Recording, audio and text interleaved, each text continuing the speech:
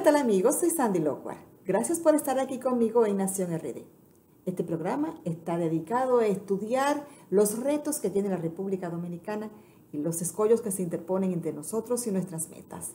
En el día de hoy nos honra con su presencia el presidente del Partido de la Liberación Dominicana, el ingeniero Juan Temístocles Montaz. Para Israel Figueroa y para quien les habla, será un honor conversar con él sobre el actual panorama político de la República Dominicana desde el punto de vista del PLD. Una pausa y retornamos en breve.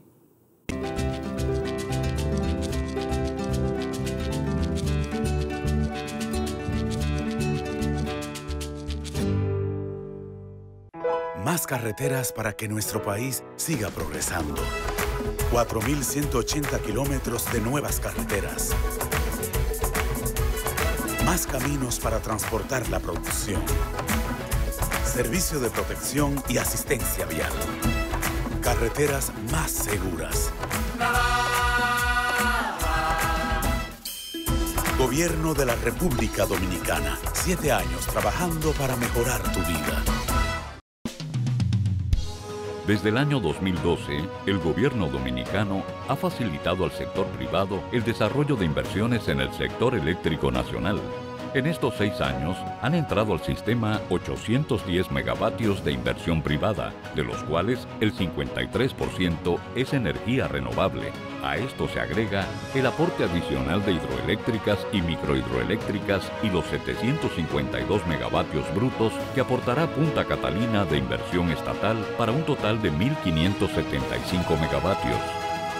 Grandes avances que garantizan al país menos dependencia del petróleo y la reducción de los costos de generación.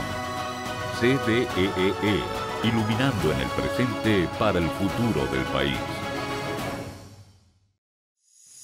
Empresario, industrial. Ahora no es necesario desplazarte. El Ministerio de Industria, Comercio y MIPYMES te recuerda que a través de nuestra ventanilla virtual, cómoda y ágil plataforma dentro del programa República Digital, puedes acceder al 96% de los servicios que brindamos desde la comodidad de tu casa, oficina o cualquier lugar en el que te encuentres, garantizando respuesta en tiempo oportuno a cada requerimiento disponible en línea. Accede a través de nuestro portal micm.gov.do.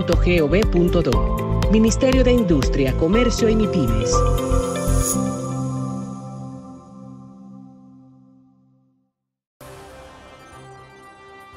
Para lograr el acceso a medicamentos de calidad a un precio asequible para todos, cumplimos la meta de tener una farmacia del pueblo en cada municipio. En 2017 se inició la construcción de 30 nuevas farmacias Promesecal que estarán en funcionamiento antes de terminar el 2018 y beneficiarán a más de 500.000 de personas. La red de farmacias del pueblo redujo el precio de 84 medicamentos, representando un ahorro de más de 25 millones de pesos para las familias dominicanas. Gobierno de la República Dominicana. Aquí hay futuro. Bien amigos, y tenemos la gratísima oportunidad de estar acompañados de Juan Temístocles Montaz, presidente del Partido de la Liberación Dominicana, y su presencia llega en un momento interesante porque estamos en una coyuntura electoral, habrá elecciones y todo marcha según el organigrama que ha hecho la Junta Central Electoral el próximo 5 de julio, pero también estamos en medio de una situación de gran desafío para el país, que es la pandemia del coronavirus. Bienvenido a Nación RD, don Temístocles Montaz. Encantado de estar con ustedes. Muy contento de verle por la vía de la computadora y decirle que estamos en la mejor disposición de hacer un programa bueno con ustedes hoy. Emo, antes que nada, yo te quiero agradecer públicamente tantas cosas que aprendí trabajando contigo y con Leonel y con Danilo cuando eran esa tríada un poco inseparable, ¿no? Porque a la verdad que de todos tú tenías el mayor conocimiento en cuanto a el manejo de la cosa pública, ¿no? Y aprendí muchísimo, hay tantos proyectos que comenzaron en ese momento, en ese gobierno, el CIGEF, que ya es un proyecto maduro, ¿no? ¿Te acuerdas cómo se llegó al Estado, el PLD en aquella primera ocasión? Que todo se hacía era en planillas, a mano.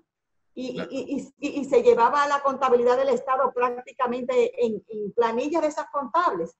Y fue una época muy bonita. Para mí tú simbolizas los técnicos del PLD. No te quiero endosar tampoco, no creo que todo lo que te ocurra sea palabra de Dios, pero ahora como presidente del Partido de la Liberación Dominicana, ya te ves en otra posición, que es la posición un poco más política y menos alejado de la parte técnica. ¿O sigues conjugando ambas cosas? No, yo que siempre conjugo ambas cosas. Sin lugar a dudas que en esta etapa estoy más involucrado en los temas de carácter político por la naturaleza de la posición que ocupo. Pero obviamente yo siempre he sostenido que hoy la política no puede entenderse al margen de la economía. O sea, el político que quiera ser exitoso tiene que entender la economía. Si no entiende la economía, está totalmente perdido. El político tiene que entender lo que son las políticas sociales. O sea, cuáles son los instrumentos fundamentales de las políticas sociales y cómo ponerla en marcha. Fundamentalmente siempre que hablemos de un partido progresista, porque si se trata de un partido que no es progresista, que no tiene ninguna preocupación por los temas vinculados con la gente, o sea, el que la política se hace para servirle a la gente, obviamente esa persona nunca va a tener ningún interés por los temas de carácter social. Entonces, yo diría que una de las cosas fundamentales del político de hoy es que para hacer política real y efectivamente que ayude a transformar la vida de la gente, tiene que tener un dominio de la economía, tiene que tener un dominio de los temas fundamentales sociales, el tema de la educación, conocer a fondo los problemas de la educación, conocer a fondo los problemas de la salud, conocer a fondo los problemas asociados a la mujer, asociados a la juventud, asociado al tema de las viviendas, asociado al tema del abastecimiento de agua potable, o sea, los temas medulares que definen lo que son las políticas sociales de un gobierno. O sea, eso tiene que estar claro. Y en sociedades como las dominicanas, estar en el dominio de cuáles son los instrumentos que hay que poner en marcha para poder implementar políticas que ayuden a reducir la pobreza en la República Dominicana. Yo creo que es muy importante tener en cuenta que durante las gestiones gubernamentales del Partido de la Liberación Dominicana se ha producido la mayor disminución de pobreza que ha habido en la historia de la República Dominicana, en la historia republicana. O sea, el PLD que llegó en su primer gobierno a reducir la pobreza a un nivel de un 28% de buena primera en el periodo gubernamental que le tocó conducir al expresidente Hipólito Mejía, la pobreza en la República Dominicana se incrementó, según el Banco Mundial, a más de un 43%. O sea, en un periodo de 4 años, vimos cómo la pobreza creció en casi un 50%. Pero eso siempre se ha repetido. Y yo siempre digo, la cifra es real, pero ¿acaso eso no es, son las cifras de los 2 últimos años de Hipólito? Sí, ¿no es eso el resultado de la crisis Baninter? Lo digo porque puede ser que con esta pandemia nuestras cifras de pobreza vuelvan otra vez a bajar. No, mira, yo creo que es bueno explicar esto para que la gente entienda por qué ahora puede ser diferente a lo que ocurrió en el año 2003-2004. El problema del año 2003 fue que a Hipólito le tocó enfrentar una crisis financiera que terminó impactando la economía real del país en un contexto donde aquí no teníamos un sistema de protección social, no se había desarrollado el sistema de protección social. O sea, tú recordarás que nosotros sometimos en el primer gobierno del PLD, entre el 96 y el 2000, la Ley de Seguridad Social, que era fue la ley que sirvió de base para crear el sistema de protección social. Pero esa ley no se aprobó en el gobierno nuestro, sino que la aprobó el gobierno de Hipólito. Espérate, de eso tenemos que hablar también. Sí, sin embargo, Hipólito no la aplicó, o sea, no se aplicó esa ley.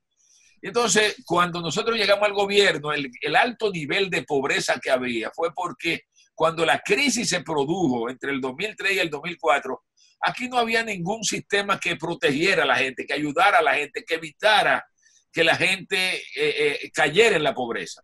Pero Temístocles, escúchame que te contradiga, pero ¿en qué ha ayudado a la gente el sistema creado por la Ley de Seguridad Social? Porque los fondos de pensiones no se lo han dado. Lo que ha ayudado es a tener un ahorro interno, porque el gobierno ha tenido de dónde agarrarse con los 12.000 millones que cogió, o más que le cogió a la ARL. Pero a la gente lo que le ha ayudado es solidaridad. Un plan ejecutado por el gobierno. Ni decir el sistema financiero. Parte del sistema, Sandy, tiene que tener en cuenta. Pero eso no es de la Ley de Seguridad Social. El sistema de protección social no es solo pensiones, es también seguro de salud. Y una de las cosas, una cosa fundamental en los gobiernos del Partido de la Liberación Dominicana es que se ha incrementado de manera impresionante el número de gente que tiene seguro de salud. Cuando nosotros llegamos al gobierno, solo un 7% de la población dominicana tenía seguro de salud. Hoy más del 80% de la población dominicana tiene seguro de salud. Ese es un factor fundamental. Me corrijo. Exacto. Porque me acuerdo que el SENASA, que me acuerdo que pusieron a mi profesora Alma Bobadilla, el PRD puso a Alma Bobadilla, ¿no te acuerdas? Sí. Y aquello era una cositita.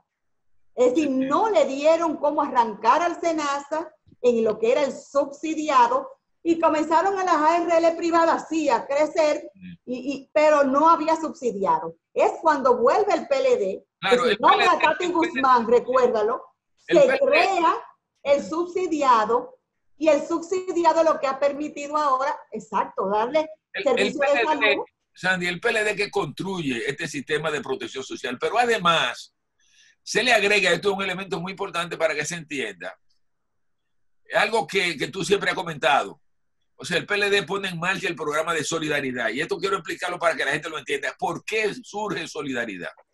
El tema es que obviamente el deterioro de la situación social de la República Dominicana producto de la crisis del 2003 y del 2004, como te comenté, incrementó en una forma impresionante los niveles de pobreza. Al punto de que yo siempre comento, y lo he dicho, que cuando hacíamos campaña electoral en el año 2004, a lo largo de los caminos que recorríamos por el país, nos encontrábamos con gente que lo que nos hacía señal era de esto. O sea, que tenían hambre, querían comida.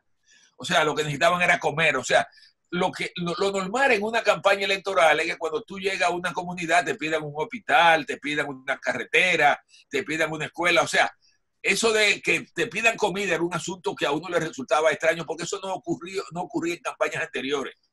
Por tanto, uno se dio cuenta que la crisis realmente había impactado muy fuertemente a la población dominicana. Y por esa razón, tan pronto llegamos al gobierno, desde el periodo de transición, comenzamos a plantear la necesidad de poner en marcha un programa que luego le dimos el nombre de Solidaridad. Y es bueno también que tenga claro porque ese nombre no fue el producto, digamos, esto no fue una cuestión que surgió. Fue al azar. Al azar, eso se discutió, hubo gente que quería ponerle otro nombre, esto es muy importante, que no fuera Solidaridad, quienes le planteamos la idea de la importancia de que fuera Solidaridad como una expresión de identificación de lo que es el PLD, Partido Solidario, identificado con la gente humilde, fuimos nosotros, de que se llamara Solidaridad.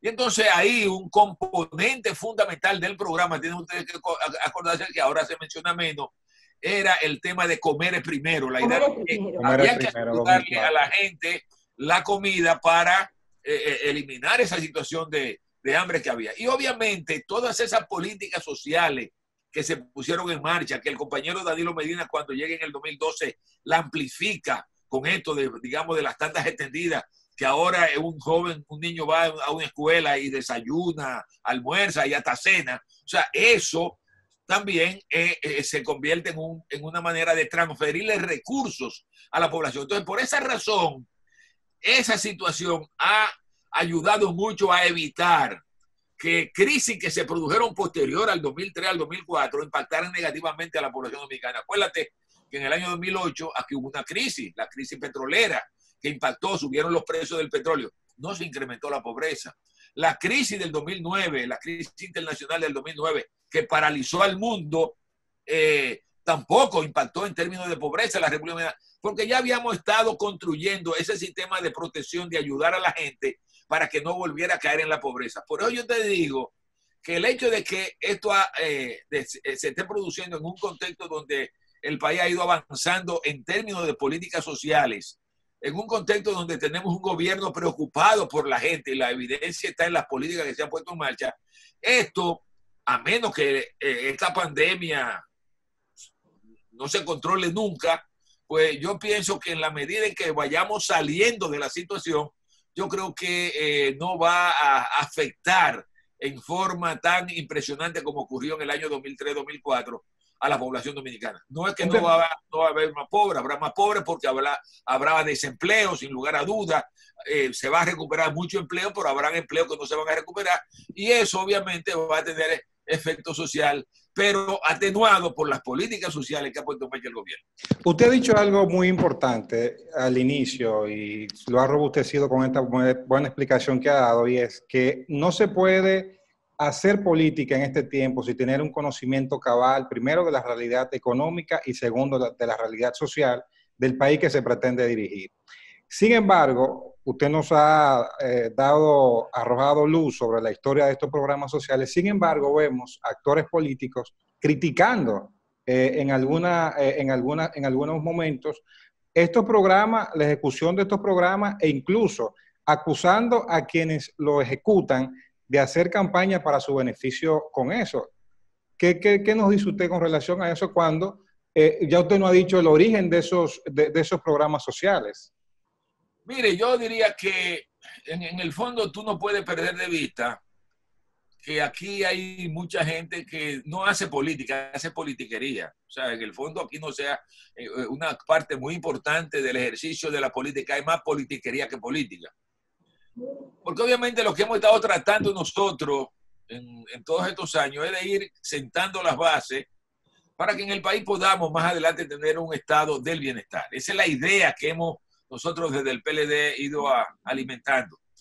Y obviamente la idea de un estado del bienestar parte del criterio de que hay que poner en marcha políticas sociales. A nadie se le ocurre, por ejemplo en España, o en Inglaterra, o en Francia, o en Italia, cuestionar las políticas sociales que ponen en marcha los gobiernos. Por ejemplo, en España todo el mundo tiene derecho a la salud universal. En España tú independientemente del gobierno que ejecute esas políticas. No importa el gobierno, no es un problema del gobierno tal o del gobierno X. Es un problema de que son políticas universales aplicadas porque el Estado reconoce esos derechos. Y yo creo que lo que importa es que lo que hacemos política tengamos claro que hay una constitución que establece derechos y el papel de los gobiernos es trabajar para garantizar esos derechos. Y uno de los derechos fundamentales en la República Dominicana es el derecho a la vida. Y tú no tienes derecho a la vida, pues obviamente no va para ninguna parte. Por eso el derecho a la salud, el derecho a la educación, el derecho a una vivienda decente, el derecho a que tú tengas un seguro de salud, el derecho a que tú tengas el derecho a una pensión decente, todo eso se va construyendo sobre la marcha y obviamente el político que no entiende eso, lo que va a improvisar al gobierno. Hay muchas personas que aspiran a la presidencia, y se confían en que no, fulano es que me va a aplicar tal política. Entonces como que se entregan en manos de políticos, de técnicos. Es decir, él no entiende lo que están haciendo el técnico. Y también se da que, ya pasado en el PLD, de momento los técnicos no tienen nada que opinar porque a un presidente se le mete en la cabeza que va a hacer tal cosa y la va a hacer. Y todo un comité político vota por él y lo apoya. Ya, en lo que es, porque si no le quitan los nombramientos. Entonces, esta es una experiencia que ya el PLD tuvo. ¿Qué mecanismos se están tomando para que ya eso no vuelva a pasar? Es decir, que realmente los programas de gobierno se cumplan como fueron descritos, porque usted se da que tiene un presidente como por ejemplo Danilo Medina que va por su programa, pero no todo el mundo va a ser así. Entonces, yo pienso, Sandy, que la lección que hay que aprender de todo este proceso que hemos vivido a lo largo de los últimos años es que el país no puede caer en manos de improvisadores. O sea, yo creo que hay lecciones muy duras. El costo es muy fuerte, porque siempre he señalado, y esto es muy importante que quede claro, que las crisis económicas se pueden solucionar relativamente rápido. O sea, si tú observas, cuando se produce una crisis económica, vamos a ver qué va a pasar con esta, porque este es muy fuerte, la de ahora, porque es una crisis mundial que está afectando a todo el mundo, pero por lo general las crisis económicas cuando se producen impactan un año o como máximo 2 años y la economía se vuelven a recuperar. El problema es que los efectos que esa crisis genera en la sociedad no se recupera con la rapidez con que se recupera la crisis económica. Si tú observas, por ejemplo, en Estados Unidos cuando se produce la crisis del año 2008-2009, que llega Obama al poder en Estados Unidos, sale George Bush, el nivel de desempleo que se había llegado en los Estados Unidos era de casi el 11%. La tasa de desempleo era de un 11%. En Estados Unidos lo normal para que la economía vaya bien es que la tasa de desempleo no sobrepase el 4%, entre 3 y 4%. Cuando se habla de un 3%, se habla de pleno empleo en los Estados Unidos. De manera que cuando el empleo llega, la tasa de desempleo llega a un 11%, ahí hay un problema serio. Y en Estados Unidos eso llegó en el momento en que Obama llegó al poder. Esa situación vino a cambiar casi 8 años después. Fíjate, la crisis la resolvieron. La crisis económica se salió de la crisis económica. Pero los efectos sociales duraron prácticamente 8 años. España, por ejemplo, para que tengan un ejemplo claro, porque tenemos mucha gente en España. Cuando se produce la crisis del 2008-2009 en España, España tenía unos niveles de desempleo del 8%. En España llegó al 26%. Todavía al día de hoy, España no ha logrado recuperar el nivel de empleo que tenía antes de la crisis del año 2008. Por eso es que es sumamente importante evitar que se produzcan crisis económicas. Y una manera de evitar que se produzcan crisis económicas es mantener en el gobierno gente con capacidad de manejar la economía de manera certera, que genere confianza, que haya credibilidad en las políticas económicas. Yo creo que una de las cosas fundamentales que ha creado el PLD en los gobiernos es que el PLD ha sido capaz de crear confianza en los actores económicos. La gente no tiene temor a ahorrar, no tiene temor a invertir, porque sabe que con el PLD se protegen los ahorros, se protege la inversión. O sea, las políticas económicas son previsibles y por esa razón, en este contexto electoral que ya viene ahora para el 5 de julio, eso debe tenerse muy en cuenta, que este país no debe de ninguna manera cometer el error, el pueblo no puede cometer el error de entregarle el gobierno a gente que han demostrado que cada vez que llegan al poder lo que generan es desastre. Y por eso la importancia de que el PLD siga gobernando la República Dominicana. ¿Cómo están las encuestas que llevan ustedes en el PLD? Porque, sinceramente, porque en un momento el PLD perdió el liderazgo del voto nacional en las municipales. Quedó, de donde estaba a como quedó, perdió.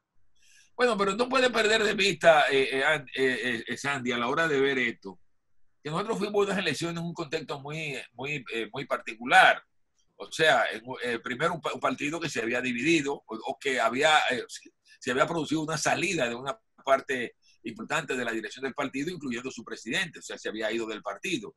No había afectado la estructura como tal, pero eso tuvo implicaciones. Pero además de eso, nos enfrentamos a situaciones como las que ocurrieron con la suspensión de las elecciones de febrero, que generó un malestar que la oposición manipuló a su favor, y eso terminó creando esta situación. Sin embargo, y esto es muy importante para que tú veas la fortaleza del Partido de la Liberación Dominicana, se hablaba de todo, se presentaron encuestas de todo tipo tratando de minimizar el papel que iba a jugar el PLD en esas elecciones. Sin embargo, cuando tú valoras el nivel de voto que obtuvo el PLD con sus fuerzas aliadas,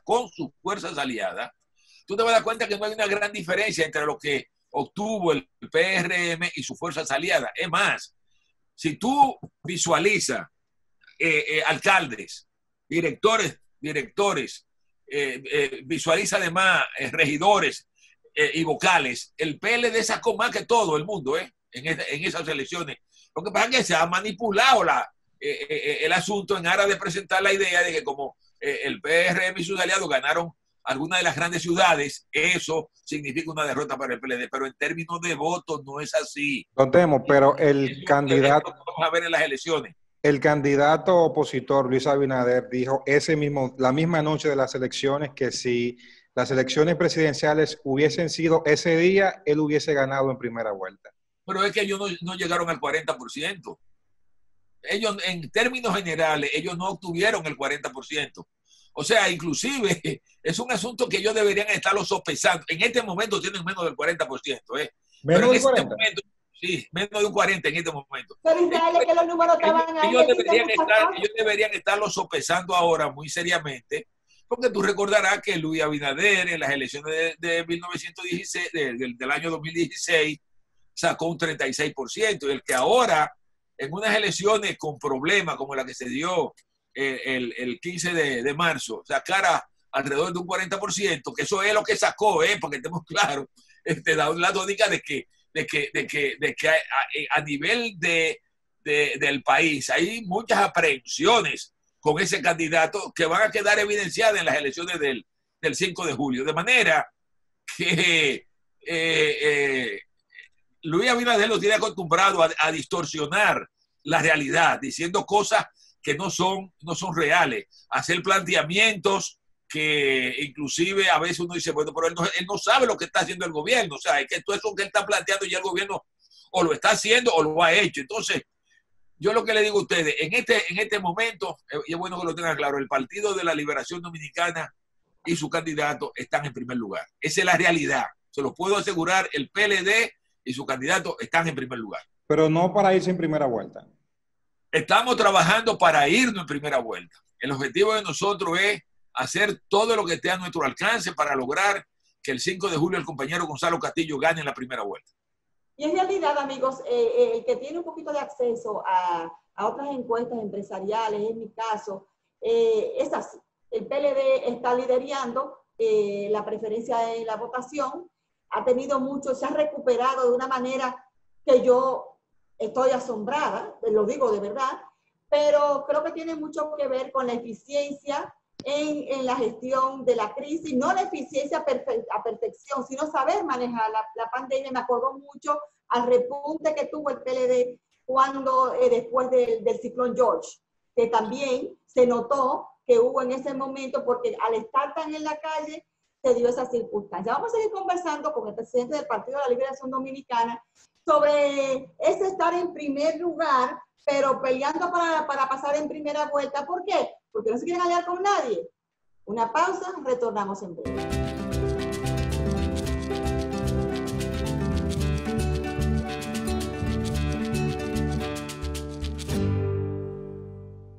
Más carreteras para que nuestro país siga progresando. 4.180 kilómetros de nuevas carreteras. Más caminos para transportar la producción. Servicio de protección y asistencia vial. Carreteras más seguras. Gobierno de la República Dominicana. 7 años trabajando para mejorar tu vida. Desde el año 2012, el gobierno dominicano ha facilitado al sector privado el desarrollo de inversiones en el sector eléctrico nacional. En estos 6 años han entrado al sistema 810 megavatios de inversión privada, de los cuales el 53% es energía renovable. A esto se agrega el aporte adicional de hidroeléctricas y microhidroeléctricas y los 752 megavatios brutos que aportará Punta Catalina de inversión estatal para un total de 1.575 megavatios. Grandes avances que garantizan al país menos dependencia del petróleo y la reducción de los costos de generación. CDEE, iluminando en el presente para el futuro del país. Empresario, industrial. Ahora no es necesario desplazarte. El Ministerio de Industria, Comercio y MIPYMES te recuerda que a través de nuestra ventanilla virtual, cómoda y ágil plataforma dentro del programa República Digital, puedes acceder al 96% de los servicios que brindamos desde la comodidad de tu casa, oficina o cualquier lugar en el que te encuentres, garantizando respuesta en tiempo oportuno a cada requerimiento disponible en línea. Accede a través de nuestro portal micm.gov.do. Ministerio de Industria, Comercio y MIPYMES.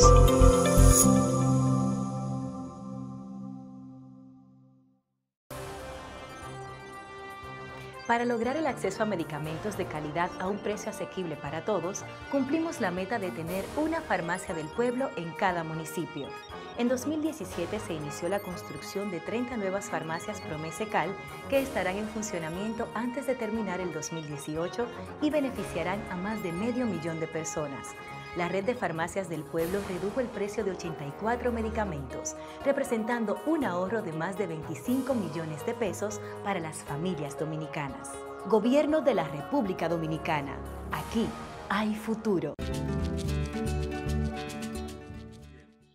Bien, amigos, continuamos esta interesantísima conversación con el presidente del Partido de la Liberación Dominicana, Temístocles Montaz. Y a propósito de la coyuntura en la que nos encontramos, hemos notado el énfasis que hace el PLD en que quieren irse en la primera vuelta, están en primer lugar, dice usted. ¿Esto obedece a que no quieren hacer alianza o están consolidándose para luego ver cómo van a negociar con otras fuerzas políticas? Bueno, alianza ya la hemos hecho. Ustedes saben que tenemos una cantidad importante de aliados que nos están apoyando. En el transcurso de los próximos días probable que otras fuerzas políticas nos apoyen. O sea, nosotros estamos permanentemente trabajando, acercando políticos y fuerzas políticas que se acercan al PLD, que quieren colaborar con el PLD. En los próximos días habrán algunos anuncios con relación a nuevas organizaciones políticas que nos van a apoyar. Pero en gran medida, ustedes tienen que tener en cuenta que cuando uno elabora una estrategia de campaña, un partido como el PLD, evidentemente que su cuestión fundamental es ganar las elecciones. Y siempre lo que se plantea de cara a motorizar a todo el partido es que el objetivo debe ser ganar en primera vuelta. Por eso es que todo el esfuerzo de la organización se está dirigiendo a ganar en primera vuelta.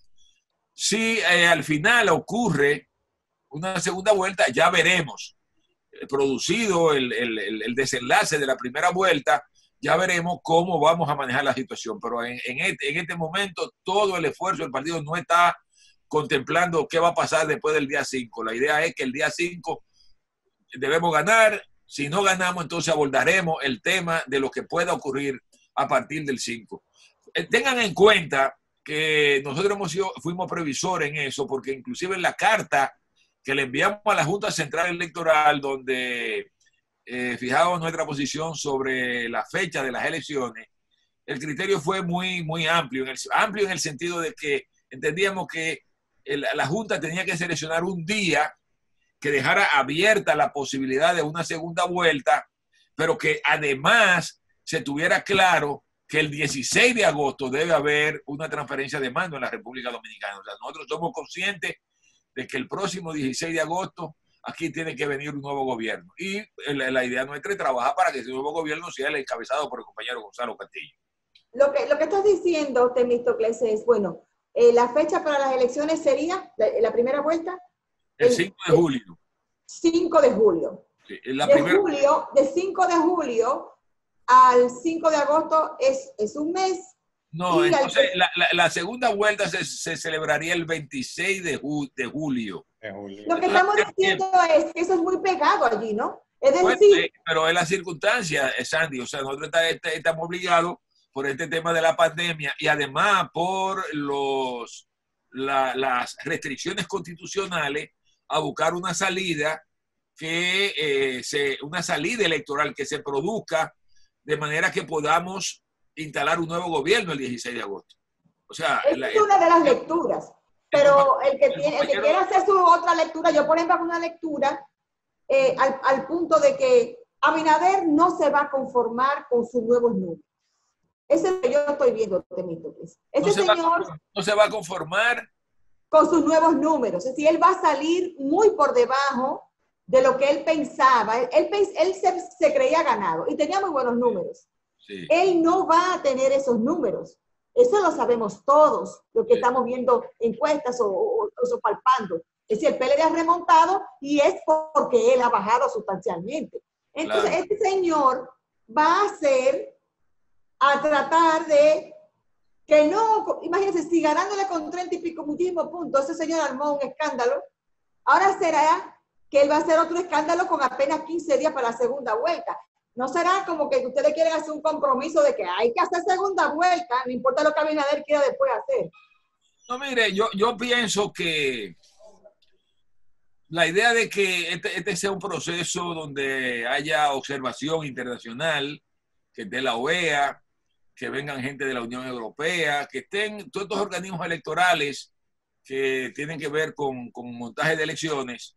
Nosotros como partido vamos a invitar a aliados nuestros que vengan a observar. Estuvieron ahora en las elecciones de marzo, a los fines de dotar este sistema de la mayor transparencia. O sea, al PLD le interesa que este proceso sea lo más transparente posible, porque nos interesa eso. Fíjate que no ha habido argumentación con relación a las elecciones de marzo. O sea, los resultados se presentaron, fueron aceptados. Y obviamente en esto influye mucho el hecho de que el PLD es un partido con una vocación democrática. El PLD acepta los resultados. Y el compañero Gonzalo Castillo ha sido muy reiterativo. O sea, el tema es de que si ganamos, que se nos acepte que ganamos. Si perdemos, estamos dispuestos a aceptar que perdemos. Pero lo que entendemos es que si ganamos, se debe aceptar que el PLD ganó. Porque eso es lo democrático. Yo siempre he señalado que en las elecciones democráticas se va a ganar o se va a perder. Y que por lo general, lo más frecuente es que se pierda, no es que se gane. El ganar es lo no común. Por tanto, porque gana uno y pierden. Claro. Por esa razón, los actores democráticos tienen que estar preparados para eso, para ganar si ganan y para perder si pierden.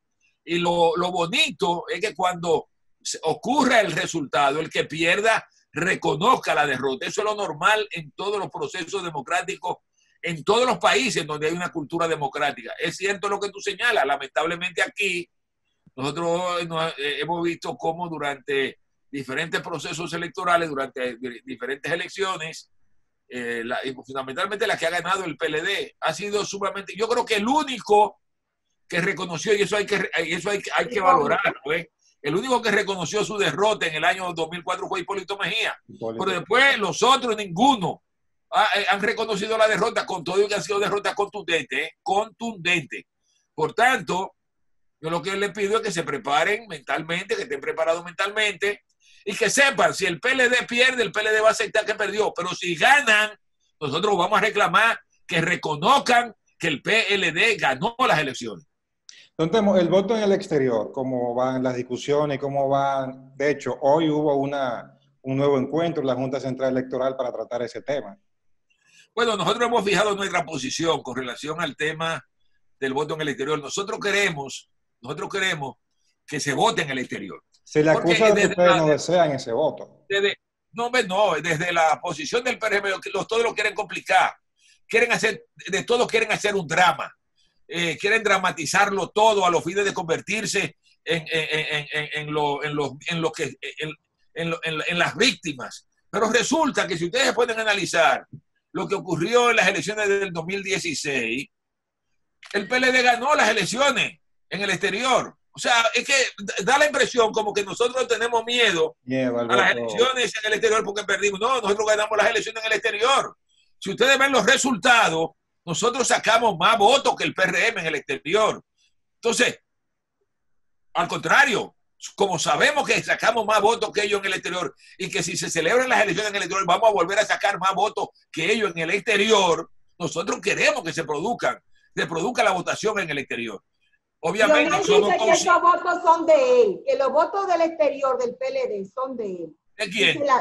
La gente de la Fuerza del Pueblo. No, en el fondo esa gente lo que quieren es estar en el debate, que uno les responda. Fíjate que nosotros no les respondemos, porque es que en las encuestas no pasan de un 5%. Si no pasan de un 5%, ¿qué valor le vamos a dar a la fuerza del pueblo? Pero un 5% es para un partido bisagra. Pero yo te voy a decir lo siguiente. El tema, ellos se quieren importantizar, quieren entrar en el debate con nosotros. Hay que dejarlo, que digan lo que le dé la gana. El PLD como PLD en las elecciones del 2016 sacó más votos, y esto es bueno que se sepa, que lo estoy diciendo, yo creo que nadie lo había dicho antes. Lo estoy diciendo en tu programa. El PLD sacó más votos que el PRM en el exterior en las elecciones del 2016. Y si se celebran las elecciones en el exterior, el PLD va a sacar más votos que el PRM en el exterior. Tengan la seguridad. Don Temo, ¿y no se cierra una posible alianza con la Fuerza del Pueblo con posiciones así como la que usted dice, que no le quieren responder, solamente llega a un 5%? Y hemos estado viendo al expresidente Fernández juramentando, ex PLDista casi todos los días.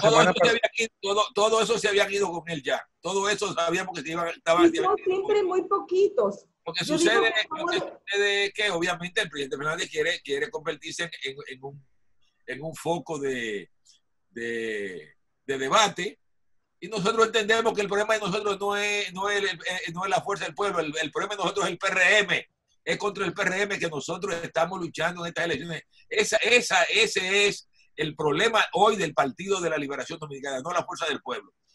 Vamos a dejar el tema de la segunda vuelta para después del 5 de julio, si es que se produce segunda vuelta. ¿Dónde estamos? Muy seguro, muy seguro. Yo a veces pienso que si el Partido Reformista, con mucho menos de un 5%, era una fuerza que el PLD buscaba, en cierta medida, el Partido Bisagra hoy día es la fuerza del pueblo. Pero no vamos a hablar de eso si ustedes no quieren. Pero yo que para nosotros no es tema de debate ahora. Ahora, puede ser después del día 5, pero ahora no.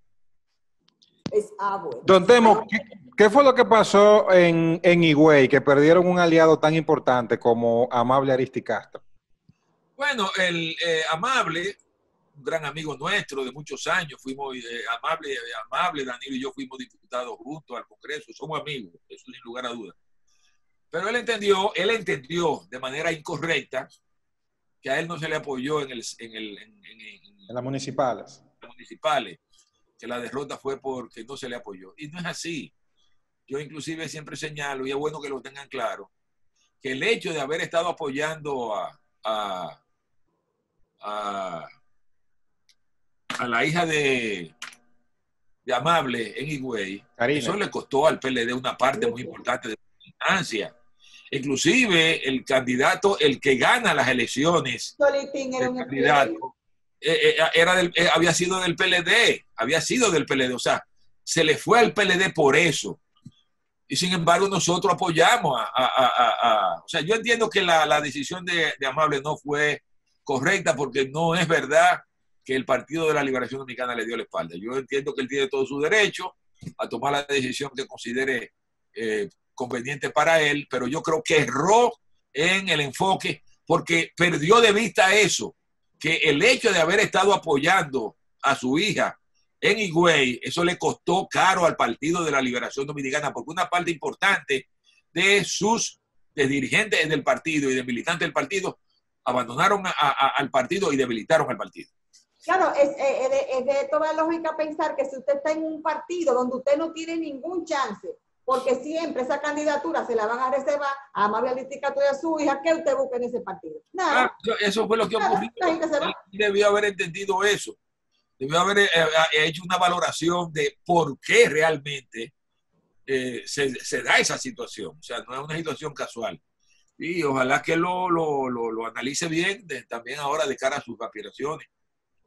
Te he visto que yo tenía mucha esperanza de que ahora que tú estuvieras presidiendo el partido, como que se retomaran algunas cosas del PLD que se habían perdido con la masificación, la educación de los cuadros, hablando también de eso mismo, de que las personas puedan sentir que pueden crecer. Eso del dedazo, que gracias a Dios en el PLD no es tan fuerte, pero que está, porque hay mucha gente que se le señala y se le pone en una lista. Ahora en la primaria lo vimos, la lista de fulano. Ahí salió una regidora que tú dices, pero ven acá, y esa señora que ganó, que fulanito la puso. ¿Qué cosas van a hacer en el PLD para retomar un poquito, enderezar un poquito la senda de lo que es un partido democrático, donde las personas sientan que están en un libre juego en el cual ellos pueden confiar, que no tienen que ser rico, ultramillonario, déjame morderme la lengua, porque estas cosas son importantes para que el PLD sobreviva y no es que yo pienso que tú vas a ser un mago que va a cambiar todo, pero puede comenzarse por algo. No, mira, Sandy, tú no puedes perder de vista que yo soy un presidente provisional del PLD. O sea, yo voy a estar en el PLD hasta la celebración de su congreso. Si el congreso entiende que yo debo seguir, es otra cosa. Pero yo creo, lo que yo asumí tan pronto se me nombró presidente provisional del PLD, fue que la necesidad primero de fortalecer el partido para que el partido juegue un buen papel en las elecciones. Eso fue lo primero.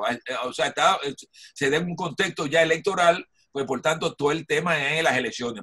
Ahora, por tanto, vamos a dinamizar el partido, vamos a poner el partido en movimiento para que el partido juegue un buen papel. Tú debes recordar que el partido antes de esto estaba prácticamente anquilosado. Las estructuras no funcionaban, no se reunían.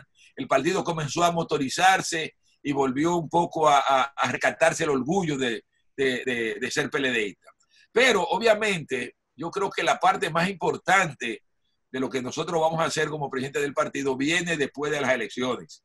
¿Por qué? Porque inmediatamente después de las elecciones tenemos que abocarnos a preparar el congreso del partido. Yo he dicho que lo que me propongo es que el partido retome lo que es una práctica habitual de la organización, que cada 4 años celebraba un congreso, cada 4 años se celebraba un congreso, se renovaba el liderazgo del partido, se elegía el comité central, se elegía el comité político y a partir de ahí prácticamente se renovaban todas las estructuras direccionales del partido. Eso es lo primero que hay que hacer y concomitantemente con eso, el Congreso va a tener que replantearse muchas cosas que han surgido de todas estas situaciones que hemos vivido en el partido a lo largo de los últimos, yo diría que 18 años. El PLD tuvo prácticamente en términos de dirección política casi 17 años viviendo una situación de España boba, sin dirección. Ustedes recuerdan que yo llegué a decir de manera pública que el PLD era un partido con dirigentes pero sin dirección. Lo que estamos tratando ahora es de volver a convertir el partido en un partido con dirección y a eso que vamos. Terminar bien en estas elecciones y preparar el partido para la celebración del Congreso. Sabes que a veces a mí me da como un pánico terrible cuando pensamos en renovar dirigencia. Yo fui muy partidaria de las primarias, sumamente partidaria de las primarias, lo decía en mi programa, y ahora yo digo, pero ven acá, las primarias son también, los cambios de liderazgo que se hacen así, tan a la abierta, tan a la ligera, traen una cantidad de gente que tú dices, bueno, pero para que esté ese, que se quede el que estaba antes, porque son personas que no tienen formación política, que vienen a la política a hacer dinero, y todavía yo no tengo en mi mente una fórmula en cómo renovar liderazgo. Es decir, yo me pregunto, ¿cómo se puede cambiar el comité político? No se va a cambiar. No se va a cambiar. No, yo pienso que sí, Andy, tiene que hacerse. Obviamente tú tienes que tener muy claro que para que las organizaciones sean exitosas y para que las organizaciones perduren en el tiempo, siempre hay que aplicar el criterio de continuidad y cambio. O sea, tú no puedes venir y pretender barrer. No, claro. Tú tienes que ir ajustando. Y yo creo que el partido ha llegado al momento en donde eso tiene que producir ajustes importantes. O sea, darle más participación a la mujer en la vida partidaria, darle más participación a la juventud en la vida partidaria. O sea, el partido tiene que volver a prestarle la mayor de las atenciones al tema de la educación. Yo tengo la intención, resuelto este problema, de ver cómo monto un instituto de formación política en el partido. Ya he hecho los contactos, inclusive con amigos internacionales que nos van a ayudar, porque pienso que en esta etapa es fundamental formar los nuevos dirigentes del partido, lo que nos van a relevar a nosotros en el futuro inmediato. Entonces, yo diría que eso que hizo Juan Bosch con nosotros, de formar una generación de dirigentes que se tiró encima luego el manejo de este país y que lo ha hecho bien, tenemos nosotros ahora que transmitírselo a estas generaciones de muchachos jóvenes, ya muchos de ellos preparados, con formación universitaria, que tienen deseo de aportar a la vida política de la República Dominicana. De manera que, lo que te digo, salgamos de este proceso y estamos tratando de salir de la mejor manera e inmediatamente después vamos a iniciar todo lo relacionado con el montaje del Congreso, y de ese Congreso ten la seguridad de que van a salir cambios importantes en la vida del PLD. Bueno. Hay otro tema, no sé si le estoy quitando todas las preguntas a Israel, pero siempre tengo muchas cosas que preguntarle a Temístocles. No, el tiempo que ya se nos está casi terminando. Sí, pero esta última, ya me da ese chance. Estaba viendo la nueva, esta señora, se me escapa el nombre ahora, que va a estar dirigiendo el Banco Mundial, ¿no? Para una experta de recuperación con deuda y todo. Ah, no, tú dices, esa es la Reinhardt, pero esa no, ella va a ser la jefa de los economistas del Banco Mundial. Exacto. Sí. Bueno, pero ella va a ser la que va a diseñar la gran política mundial para poder ayudar a los países a recuperarse. Se está hablando, la Unión Europea está hablando de un fondo de recuperación. ¿Cómo es que se hacen eso cómo se salva un mundo en términos económicos? Es con mucho dinero. Sandy, es con mucho dinero. Pero yo siempre pregunto, ¿ese dinero de dónde lo sacan? Para que tú tengas una idea, que aquí, por ello yo digo que aquí el grave problema es que este tipo de cosas no se debaten porque a muchos no les interesa y además porque no lo entienden. En Estados Unidos, solo en Estados Unidos, en recursos fiscales para el gobierno, a Trump se le han aprobado alrededor del 14% del Producto Interno Bruto. Al margen de lo que ellos tienen ya para hacer frente a los problemas de la pandemia, a Trump le han aprobado el 14% del Producto Interno Bruto. Pero eso que le han aprobado, ¿qué significa? ¿Que le permiten crear bonos? Para que tú tengas una idea, eso significa que Estados Unidos solo en apoyo a las políticas para combatir la pandemia, se le han aprobado, al margen de lo que ya tiene, prácticamente el equivalente en términos de Producto Interno Bruto de lo que el gobierno dominicano maneja en todo un año. Sí, pero explícame el tipo bruto para que yo lo entienda. Cuando se dice se le ha aprobado, ¿qué significa? ¿Que le dieron permiso para que emita bonos? Le dieron permiso para buscar esos dinero en los mercados de capitales, para que el Tesoro norteamericano coloque letras o bonos del Tesoro y le asegure recursos al gobierno de Estados Unidos. Ah, pone bono. Claro, lo importante en esto es que tú tienes que tener claro, tienes que entender que la economía ha colapsado. Y cuando una economía colapsa, colapsan los ingresos de los gobiernos. El ingreso del gobierno que viene de los impuestos, porque si están paradas las empresas, ¿qué impuestos van a pagar? Si están parados los restaurantes, ¿qué ITEVI van a pagar? O sea, se caen los ingresos. Entonces, en un contexto donde el gobierno no tiene ingresos, si no tiene fuentes para conseguir los recursos, ¿cómo va a enfrentar la pandemia? Entonces, en una circunstancia como ese, el Congreso inteligentemente le facilita al gobierno la posibilidad de buscar esos recursos a través del financiamiento. No es solamente en Estados Unidos, en Europa, en todas partes del mundo, los gobiernos en situaciones como esta tienen que recurrir al endeudamiento para poder hacer frente a la pandemia. Y aquí en la República Dominicana eso es lo que se está haciendo en gran medida, no con la magnitud con que se está haciendo en los Estados Unidos, pero también se está haciendo porque tú has visto en la prensa que solamente en el último mes ha habido una caída de más de 57,000 millones en los ingresos del gobierno. O sea, ha habido un desplome importante porque está paralizada la economía. Y si la economía no se mueve, no le entra ingreso al gobierno. Yo siempre me pregunto de cómo pensarán las personas que dicen, no tenemos que, la salud primero, pero si tú no tienes dinero para comprar las cosas para la salud, ¿cómo va a tener salud? Necesitas hacer salud, economía también. Por esa razón, o sea, es cierto, los gobiernos todos, en todas partes del mundo, están potenciando primero la salud. Pero en ese contexto de potenciar la salud han paralizado la economía. Han tenido que paralizar la economía, no aquí. Si tú no tienes dinero para comprar respiradores, para comprar, tienes que llevar las dos cosas. Claro, como no tienen la posibilidad de conseguir dinero a través de la tributación, que es la vía sana, entonces tienen que buscarlo a través de los mercados de capitales, a través de los bancos prestados, a la espera de que esto se resuelva lo más pronto posible y entonces la economía se recupera y entonces se puede pagar. Bueno, ojalá que nosotros podamos ver la recuperación de la economía dominicana y de la economía mundial, porque tal y como usted dijo hace un momento, todavía no se sabe cuáles pueden ser las consecuencias económicas de esta situación que nos ha tocado vivir. Lamentablemente. Ese es el gran deseo que debemos tener todos, o sea, que esto se supere lo más pronto posible. Ojalá.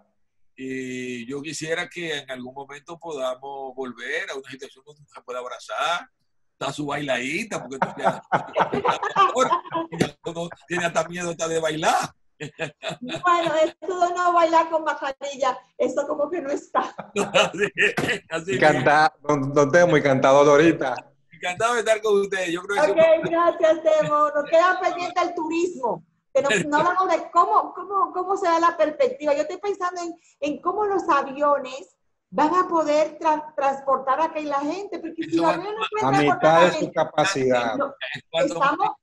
Eso va a tomar tiempo. Yo diría que uno de los sectores más afectados por esta situación es fundamentalmente el sector del transporte aéreo. La gente tiene miedo de montarse en un avión.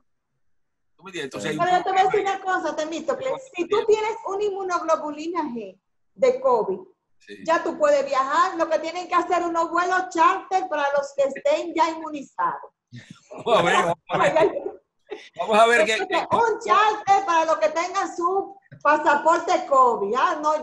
Vamos a desear que esto lo podamos superar lo más pronto posible, para que volvamos a juntarnos, para que volvamos a conversar, para que volvamos a saludarnos, para que nos volvamos a abrazar. Bueno, a mí para verme en una caravana tiene que pasar todavía un año. Yo no estoy en eso. No.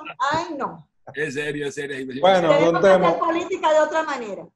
Bueno, y se está haciendo ya. Don Temo, muchísimas gracias por habernos acompañado. Se nos termina el tiempo. Encantado de estar con ustedes.